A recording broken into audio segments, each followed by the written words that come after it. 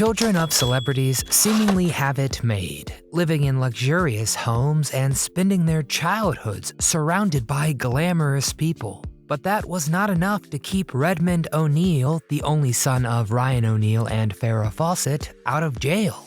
So, will Redmond O'Neal ever be released from prison? What exactly happened to his inheritance? And are his legal troubles his parents' fault? Welcome to Do You Remember I Am Nostalgic Nick? The great Farrah Fawcett divorced Lee Majors in 1979 to begin a turbulent relationship with Ryan O'Neal. And this one lasted almost 2 decades. But their son's drug problems began early, and he claimed the pressure of being in the spotlight set off a time bomb in his head. Up to this point, Redmond O'Neal's life has been a heartbreaking tale full of drugs, violence, and loss. Stay tuned, you're not going to want to miss this shocking story of a family in crisis. Before we start, hit that thumbs up button for us so this video will circulate. And subscribe to our channel so we can notify you about future content. Take my wife, please.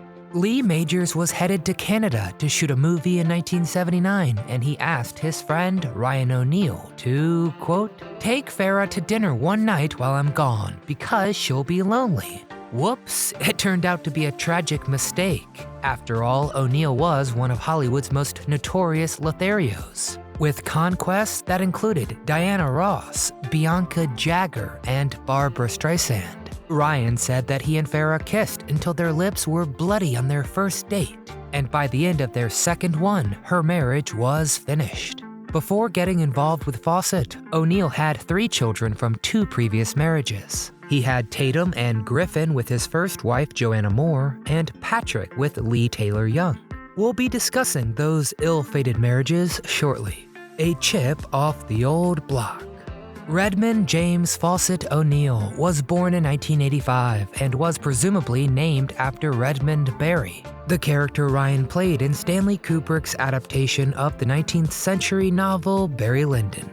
Redmond followed in his parents' footsteps and briefly pursued a career as an actor. He voiced Skateboard Boy in a 1997 episode of the Cartoon Network series Johnny Bravo. In the following year, he voiced Squirt in Disney's The Brave Little Toaster Goes to Mars. Then he worked as a production assistant on the 2003 comedy Love Don't Cost a Thing starring Nick Cannon. His career was off to a pretty good start, but it suffered when he began getting into trouble. He was first arrested in 2005 for meth and cocaine possession, and again in 2008 for possession and driving under the influence. Redmond's final film credit was as himself in Farrah's Story. That was the incredible 2009 documentary about his mother's fight with cancer. Why didn't Ryan O'Neal and Farrah Fawcett get married? Ryan and Farrah were among Hollywood's most glamorous couples, but they never felt pressured to make it official. Considering their previous failed marriages, it would be perfectly understandable for either of them to have cold feet. O'Neal's first marriage to Joanna Moore only lasted 3 years, and she lost custody of Tatum and Griffin after multiple drunk driving arrests. Then Ryan's second one to Lee Taylor Young was a happy one, but they grew apart after the success of Love Story. Ryan told Vanity Fair, quote, suddenly I was catapulted. I didn't take anybody with me, I went alone. O'Neal and Fawcett separated in 1997, but he returned to her side after her 2001 cancer diagnosis. O'Neal told Barbara Walters, quote, I've asked her to marry me again and she's agreed. But terribly, Farrah Fawcett passed away before they could carry out that ceremony. Trouble in paradise. Redmond received probation after a 2008 arrest for narcotics possession, and both he and his father were arrested in their Malibu home later that year, when the police found a stash of methamphetamines during a routine probation inspection. Ryan claims he had confiscated the drugs earlier and took the heat himself to protect his son. Then Redmond was arrested once again in 2009 for attempting to smuggle in heroin into a detention center in California. He was going to visit jailed inmates, I assume friends. Farrah's Story. Farrah Fawcett wanted to share her struggles with cancer with the world, and over 9 million people watched Farrah's Story on NBC. Farrah was so heavily sedated near the end of her life that she didn't always recognize her friends and family before she died, passing away on June 25, 2009. After the funeral, Redmond told People magazine, quote, "My plan is to move forward with my life, clean and sober. I am going to do so privately and with as much dignity as I can."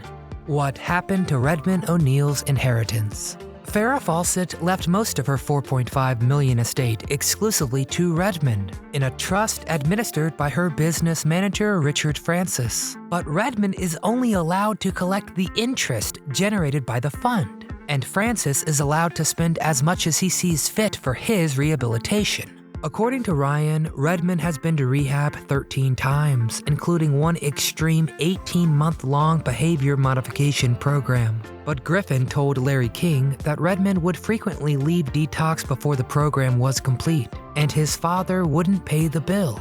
Griffin said Redmond was eventually no longer allowed at any detox center in LA. His half-sister Tatum O'Neal told People, quote, "Nobody knows what to do with Redmond. From what I've seen, there is no way he's going to survive.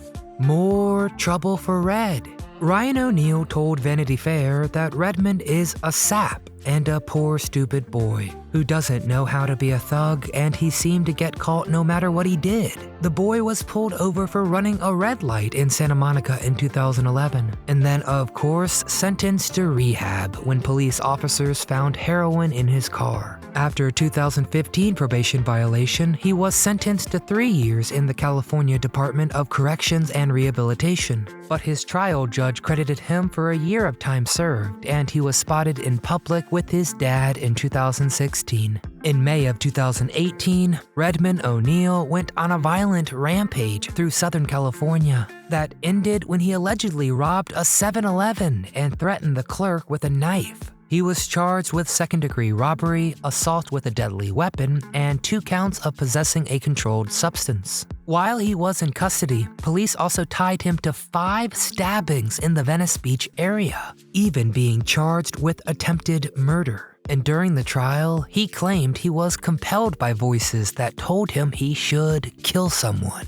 Was Ryan O'Neal a hopeless father? In 2016, Ryan O'Neal told Vanity Fair, quote, "I'm a hopeless father. I don't know why. Just look around at my work. They're either in jail or they should be." His oldest daughter, Tatum, developed a heroin habit and lost custody of her 3 children to their father, tennis legend John McEnroe. His son, Griffin, also developed a drug habit and was found guilty of reckless boating in a 1986 accident. That accident claimed the life of director Francis Ford Coppola's son, Giancarlo. During Farrah's 60th birthday party in 2007, Ryan O'Neal was arrested for firing a gun at Griffin, and he claimed self-defense. And terribly, Redmond was only allowed to attend his mother's funeral in handcuffs under police supervision. Ryan did not allow Griffin to attend at all. In her autobiography, A Paper Life, Tatum O'Neal claimed she suffered physical and emotional abuse from her father and said he was also physically violent with Farrah. Ryan admitted that he failed to recognize his own daughter at Farrah's funeral and made a pass at her after the service. Oh my gosh. Ryan and Tatum eventually reconciled after Farrah's death, and she visited him in 2023 to celebrate his 82nd birthday. Redmond spoke to Radar Online from jail in 2018, and he blamed his parents for his criminal behavior. He said, quote, "It's not the drugs that have been a problem. It's the psychological trauma of my entire life." He also claimed he never wanted any attention and, quote, "The pressure that came with that set off a time bomb in my head." On the other hand, Patrick O'Neal painted a very different picture of his father in an interview with Access Hollywood. He said, quote, "Ryan O'Neal was my hero. His legacy is not going to be that he was a bad parent, because I'm here to say that in my case, that is not true." He also said, quote, "Tatum wrote a book about how bad everything was. I could write a book. It might be pretty boring about how awesome my childhood was." Will Redmond O'Neal ever get out of jail? In 2019, Redmond was found incompetent to stand trial and was reportedly diagnosed with schizophrenia. bipolar disorder, and antisocial personality disorder. Redmond was transferred from the Twin Towers jail in Los Angeles to the California Department of State Hospitals, where he still remains as of 2023. Ryan O'Neal currently suffers from chronic leukemia, diabetes, and heart problems, and he fears he'll die before he can make amends with his son. For what it's worth, Redmond has not expressed any interest in seeing his dad, and it doesn't appear likely that he'll be released anytime soon. Ryan O'Neal and Farrah Fawcett, once Hollywood's it couple, but they were as well known for making tabloid headlines as they were for their talent. Redmond O'Neal is perhaps the heaviest casualty in a household that was torn apart by drugs, infidelity, and violence, and 2 of his 3 half-siblings had plenty of problems of their own.